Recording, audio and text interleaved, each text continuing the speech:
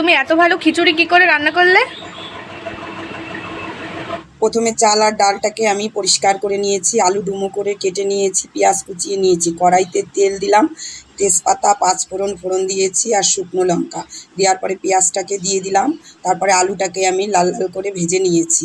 লাল লাল করে ভাজার পরে ওই আলু ভাজার মধ্যেই আমি আবার চাল আর ডালটাকে একসঙ্গে দিয়ে দিলাম। দেওয়ার পরে একটু ভেজে নিয়েছি, ভাজার পরে জল দিয়েছি। জল দেওয়ার পরে আমি ঢেকে দিয়েছি। ঢাকা দেওয়ার পরে আবার আমি ঢাকনাটাকে তুলে নিলাম। তারপরে আমি একটু নুন দিয়েছি, হলুদ দিয়েছি আর কটা কাঁচা লঙ্কা চিড়ে ওপরে ছড়িয়ে দিয়েছি। গোবিন্দভোগ চাল তো একটু ঝালটা কম হবে, ওর মধ্যে একটু চিনি দিয়েছি। তারপরে আবার জাল উঠে গেলে পরে তখন আমি আবার চাপা দিয়ে দিয়েছি, কাঁচা লঙ্কা দিয়ে জাল হয়ে গেল। তারপরে আমি একটু শাহি গরম মশলা ছিটিয়ে দিয়েছি। শাহি গরম মশলা দেওয়ার পরে নামানোর আগে আমি 2 চামচ ঘি দিয়েছি।